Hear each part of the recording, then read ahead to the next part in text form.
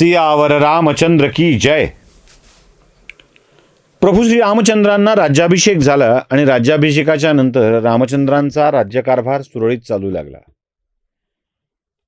अनेक वर्ष अयोध्येतील जनतेला रामराज्य अनुभवता आलं.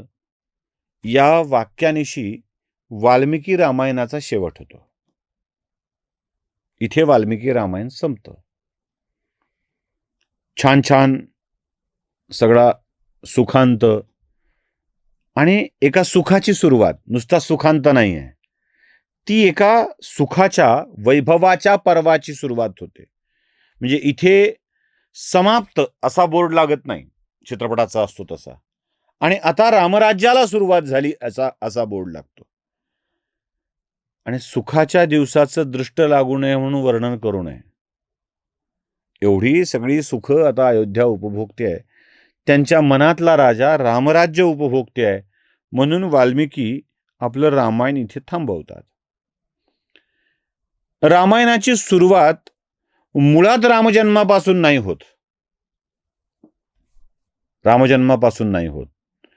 रामायणाची सुरुवातच रामराज्य झाल्यानंतरच्या कथेपासून होते. हम कथा सुनाते राम सकल गुणधाम की, ये रामायण है, हे लवकुश गात असतात. स्वये श्री राम प्रभू ऐकती, कुशलव रामायण गाती. इथून रामायणाची सुरुवात होते. वाल्मिकी आपलं रामायण कुठून लिहितात? मी कुशलवांना ती कथा सांगितली, ती लिहिली, त्या लिहिण्याचं प्रयोजन काय होतं हे ते सगळं सांगतात. वाल्मिकीचं रामायण ऑथेंटिक का बरं आहे हे सगळ्यात पहिल्यांदा समजून घेतलं पाहिजे. रिटन बाय वाल्मिकी, संग अँड प्रेझेंटेड बाय लवकुश, रामाची थेट लेकरं, आणि हे ऐकून अप्रूव्ड बाय रामचंद्र. लक्षात, निर्मिती वाल्मिकींची, सादरीकरण लवकुश, आणि या सादरीकरणाला ऐकून अप्रूव्ड बाय रामचंद्र. त्यामुळे याच्यामध्ये काही घुसखोरी होण्याची शक्यता नाहीये, म्हणून वाल्मिकींचं रामायण समकालीन आहे, अप्रूव्ड आहे, लेकरांनी गायलेलं आहे त्यांच्या, आणि पित्याने त्याला मान्यता दिलेली आहे. म्हणून वाल्मिकी रामायण हे शुद्ध आहे. त्यातल्या मूळ कथाच खऱ्या कथा आहेत. कारण खोट्या कथा रामचंद्र कशा ऐकतील ना? हे असं काही घडलंच नाही. काय लिहिलं रे, कोण शाणा हा, असं म्हणाले असते ना. त्यांनी तसं काही म्हटलेलं नाहीये. त्यामुळं ज्योतीने तेजाची आरती हा जो काही शब्द आहे तो आपण लक्षात ठेवला पाहिजे. म्हणजे आधुनिक वाल्मिकी यासाठीच गदिमाना म्हणतात. आधुनिक वाल्मिकी यात वाल्मिकी गदिमा आहेत आणि कुशलवाच्या एकत्रित भूमिकेत बाबूजी आहेत. ज्योतीने तेजाची आरती होती आहे आणि ही आरती अप्रूव्ड आहे. म्हणून जिथे रामकथा थांबते वाल्मिकींच्या लेखी, तिथे रामकथेचा शेवट होतो. मग हे उत्तरकांड काय आहे सगळ्या कांडांच्या मध्ये? तर उत्तरकांड पुढे पुढे अनेकांच्या मनामध्ये कुतूहल असतं. जेवढी लोक जास्त हुशार ना, तेवढी प्रश्न विचारणारी होतात. मग पुढे काय झालं, मग पुढे काय झालं, मग पुढे काय झालं, हे फार असतं लोकांच्या मनामध्ये. म्हणजे काय प्रश्न विचारतील लोक आणि कुठल्या कुठल्या शंका निर्माण करतील सांगता येत नाही. एकाने विचारलं, रामदास लग्नातून पळून गेले, त्या मुलीचं काय झालं? दुसऱ्याने सांगितलं, म्हणले तिनं आत्महत्या केली. तिसऱ्यानं सांगितलं, म्हणले तिच्या आयुष्याचं वाटोळं झालं. आणि लोक विचारतात, अहो खरंच काय झालं, काय चाललंय? नाही, ती पळूनच गेली होती, हा घ्या पुरावा, असं कोणी म्हणताय? नाही, मी सांगतो. त्या क्षणी असलेल्या अत्यंत विद्वान पुरोगामी विचाराच्या माणसांनी रामदासांच्या सोबत असलेल्या मुलीचा विवाह दुसऱ्या वरासोबत त्याच मांडवात लावून दिला होता. आणि हे मी सप्रमाण सांगतो. पुढे काय झालं या सगळ्या जिज्ञासा एवढ्या आपल्या मनामध्ये असतात की आपण उगाचच आपली तर्क लावत सुटतो. असं झालं असेल का, मग तसं झालं असेल का, मग तसं झालं असेल का, रामराज्य नेमकं कसं चाललं, लवकुशांचं काय झालं, भरत शत्रुघ्नांनी काय केलं, हे सगळे आपल्या मनातले प्रश्न आहेत. आणि या आपल्या मनातल्या प्रश्नाचं उत्तर शोधण्याचा प्रयत्न आपण करतो. या प्रश्नाचं उत्तर अनेकांनी शोधता शोधता ज्या कथा लिहिल्या ते उत्तरकांड आहे. उत्तर म्हणजे उत्तर कथा नाही आहे ती मनात निर्माण झालेल्या अनावश्यक प्रश्नांची अनाकलनीय, अतर्क्य आणि कोणत्याही आधाराशिवायची उत्तर आहेत, म्हणून ते उत्तरकांड आहे.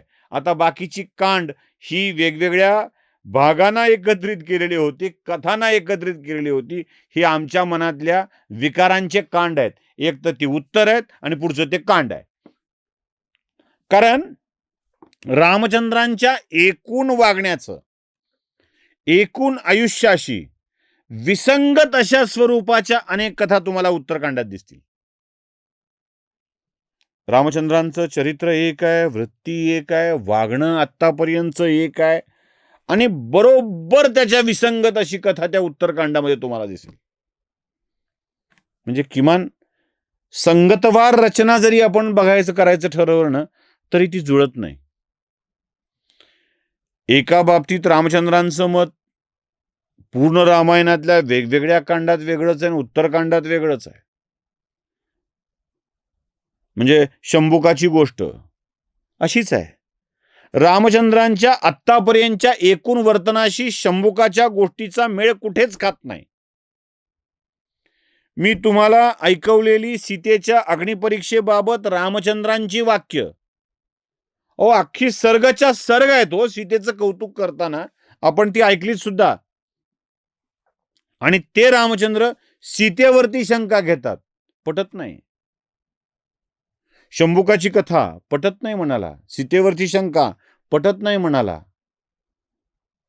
आणि माणसांनी आपल्या मनातल्या शंका कुशंका, तर्क, प्रश्न याची उत्तरं देण्यासाठी म्हणून हे उत्तरकांड तयार केलं आणि यात अनेक कथा घुसडत गेले. रामचंद्र लंकेवरून अयोध्येत आले. अयोध्येत आल्यावर पुष्पक विमान परत निघून गेलं आणि पुन्हा ते पुन्हा इथं आणल्या गेलं, हे पटत नाही म्हणाला. मग उत्तरकांड काय आहे? उत्तरकांडामध्ये ज्या महत्वाच्या कथा आहेत ना, त्या कथांचं प्रयोजन काय असेल तुम्हाला मी सांगतो, आणि हेच प्रयोजन आहे. अनेकांच्या मनामध्ये प्रश्न होता, रामचंद्रांचं कौतुक कसं झालं असेल? ते कौतुक सांगण्याचं प्रयोजन आहे. अनेकांच्या मनामध्ये प्रश्न होता, रामचंद्रांविषयी तुम्ही खूप बोललात, खूप सांगितलं, वाल्मिकींनी खूप सांगितलंय, पण या कथेमध्ये रावणाच्या चरित्राविषयीची काहीच माहिती नाहीये. कुठे काय माहिती आहे रावणाच्या चरित्राविषयीची? एवढंच कळतं आम्हाला की महर्षी पुलत्स्यांचे पुत्र विश्रवा, महर्षी पुलत्स्य ब्रह्मदेवाचे पुत्र, मग त्याचे विश्रवांचा मुलगा रावण, मग रावण, लंका. मग आपल्या डोक्यात येतं महर्षी पुलत्स्यापासूनच राक्षस कुळ निर्माण झालं की काय? खरंच तसं आहे की आधीपासून राक्षस होते? हे सगळी प्रश्न आमच्या मनामध्ये निर्माण होतात आणि या निर्माण झालेल्या प्रश्नाचं उत्तर देण्यासाठी उत्तरकांड तयार होतं. आणि याच एक एक कथा आपल्याला तपशीलवार रामायणातील रामचंद्रांच्या एकूणच वृत्तीविषयी, त्यांच्या चरित्राविषयी, स्वभावाविषयी सुसंगत आहेत का हे तपासावं लागणार आहे. त्यामुळं उत्तरकांडाच्या कथा या वाल्मिकींनी लिहिलेल्या नाहीत, त्यानंतर प्रत्येकाने लिहित या उत्तरकांडात जोडल्या. मूळ रामायणाला उत्तरकांड जोडत गेले आणि जोडता जोडता मोठा बटाटा, आमच्या शेतात मोठा बटाटा आलाय, 200-250 ग्रामचा असावा असं कोणीतरी सांगितलं. तो 250-300 ग्रामचा झाला. दुसऱ्यानं सांगताना, तिसऱ्याला सांगताना तो 400-500 ग्रामचा झाला. 5व्यानं तो अर्धा किलोचाच म्हणून सांगितला. 6व्यानं अर्धा पाऊण किलोचा सांगितला. 7व्यानं पाऊण ते 1 किलोचा सांगितला. 8व्यानं 1 किलोचा एक बटाटा.